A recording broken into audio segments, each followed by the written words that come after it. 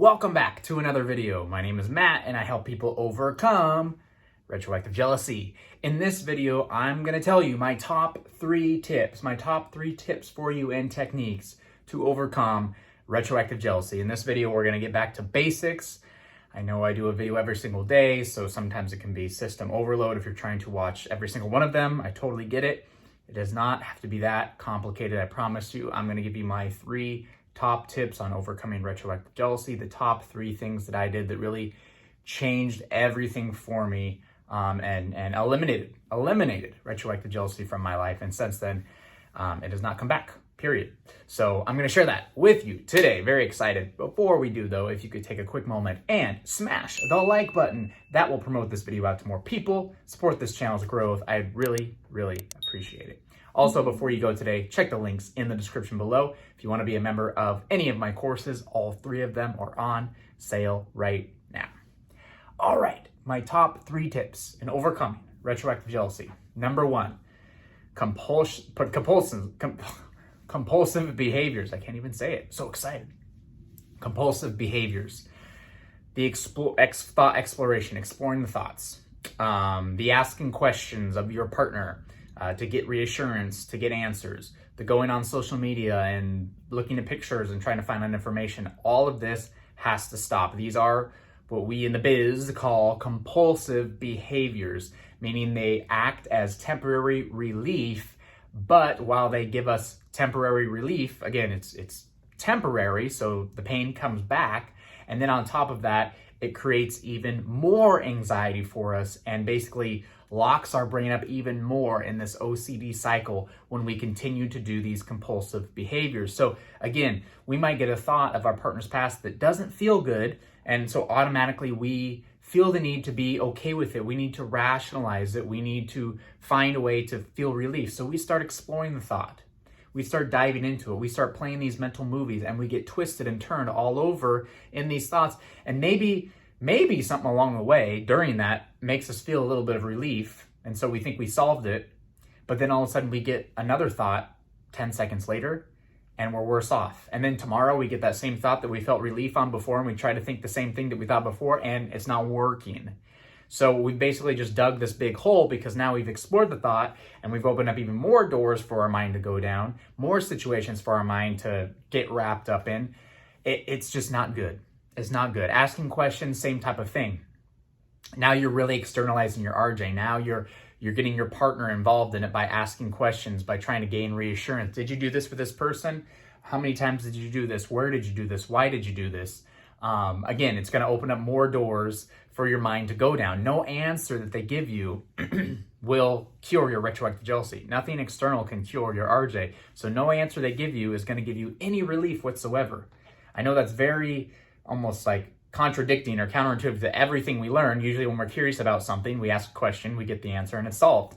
That's not how this OCD works. This is not how this works. It doesn't. And if we continue to try to do that, we will get locked up in this forever, potentially.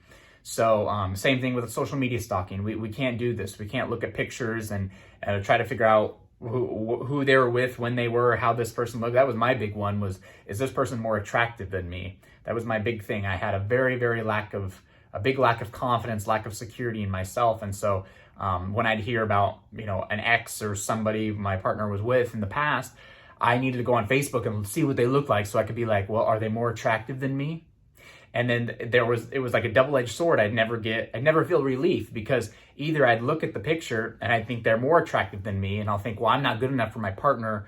Oh my gosh, she's been with someone better than me. Or if I was better looking than them in my eyes, I'd think, geez, like, why would my partner scoop to that level? Why would she do that with him? He's ugly, and so it would create even more like anxiety around it. There was just no answer that would suit me whatsoever. And there's no answer that will suit you. Nothing.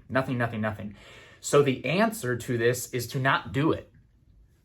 Again, different from what a lot of people have told you in the past. A lot of people, we need to solve we need to dig down deep. We need to find the answers. No, we need to stop doing these compulsive behaviors. We need to be okay not knowing. And when we're okay not knowing, we actually find a ton of relief.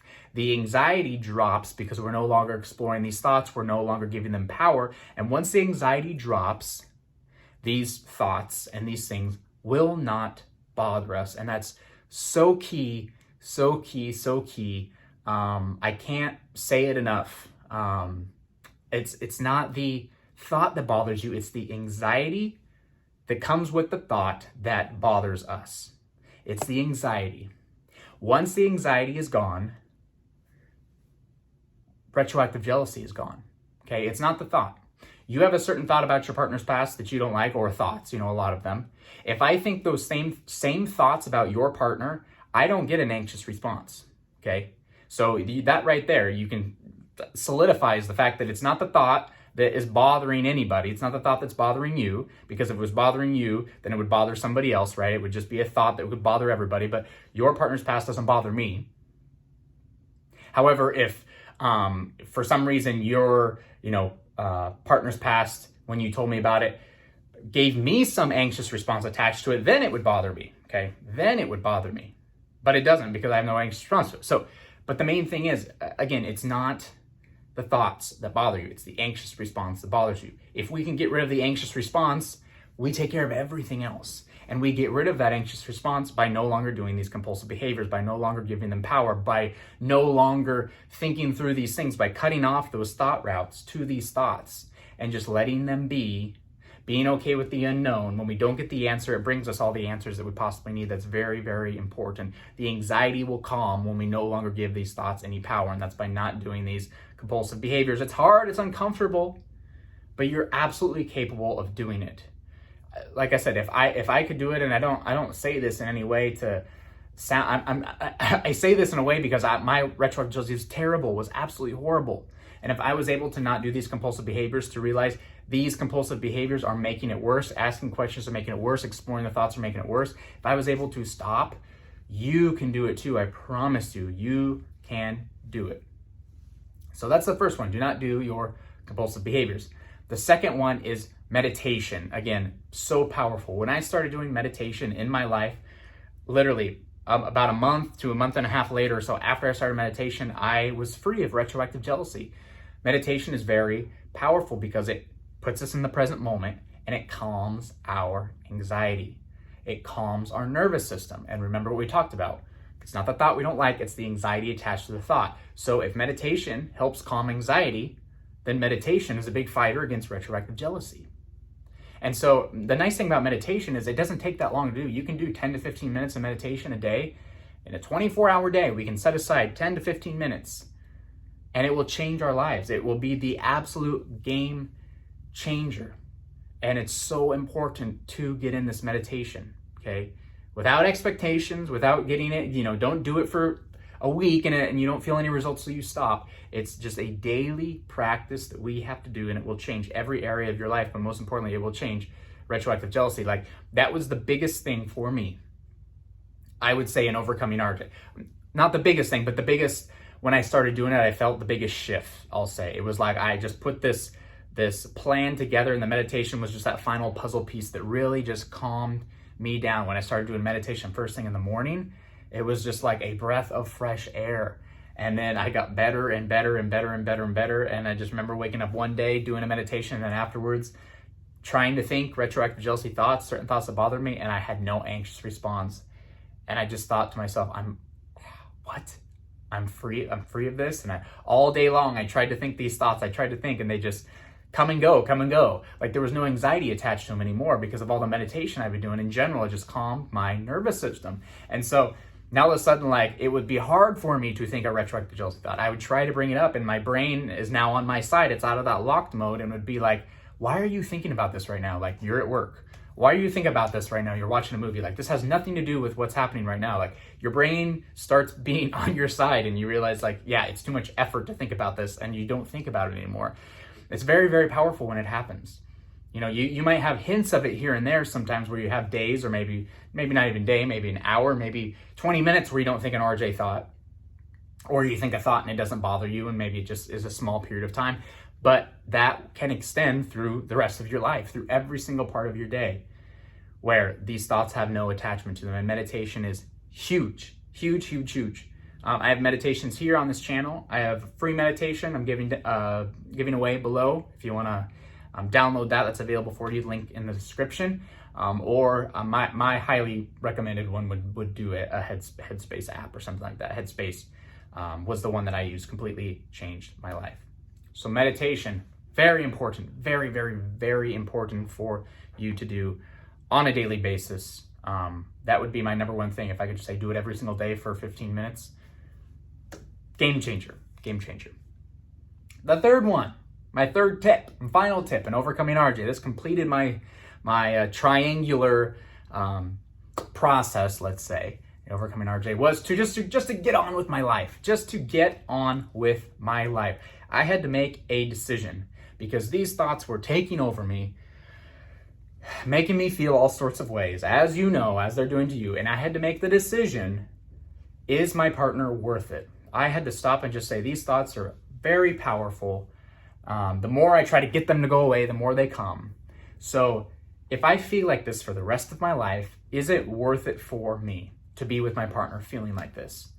And for my partner, absolutely head over heels for her, in love with her. We're a perfect match, I think. We have the same value system, beliefs, both have like this entrepreneurial type mind spirit, and we push each other. Like, in my mind, I'm like, if I was free from RJ, this would like be absolutely perfect. Like, every day would be such a blessing to be here. So yes, for me, like, yes, it's absolutely worth it. If RJ wants to come into my life and be a part of my life every single day, I don't care. I want to be with this girl. She's the one 100% for me. I had to make that decision and really ask myself that question, because if your partner's not worth fighting for, then the chances of you overcoming RJ while you're in that relationship probably slim. So it's very important to ask yourself, is she worth it? Is he worth it? Is this relationship worth it to experience retroactive jealousy for the rest of your life if it meant to be with that person?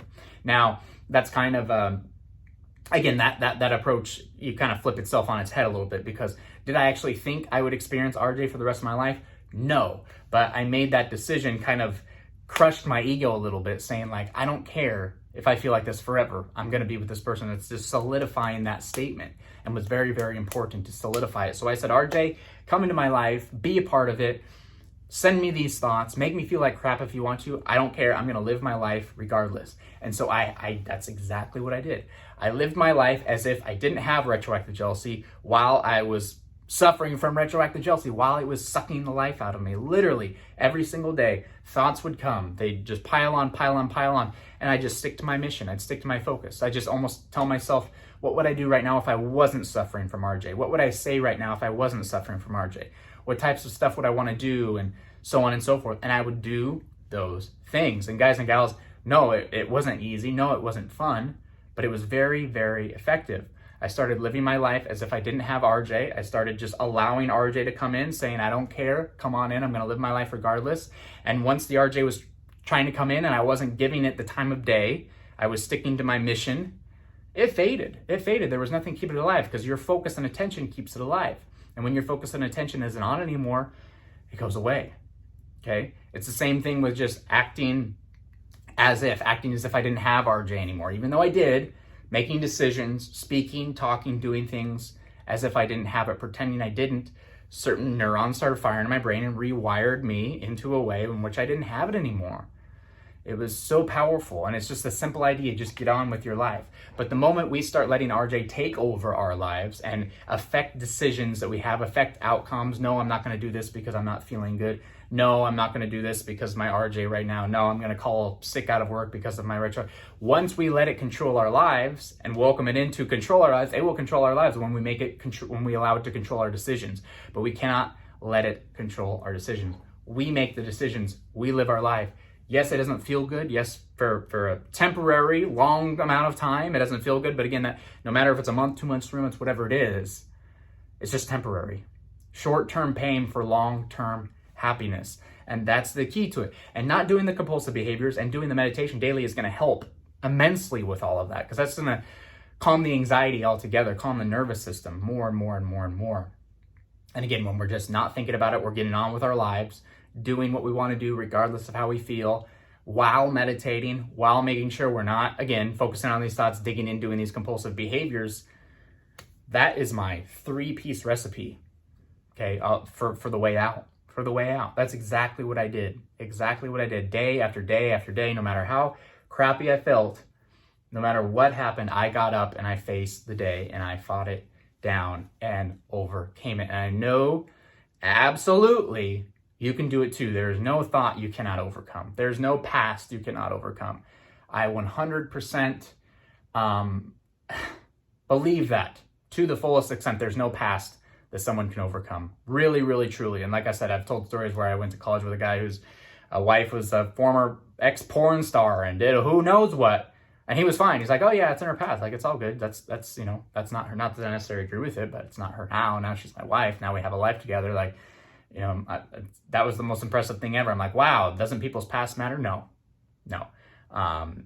They don't.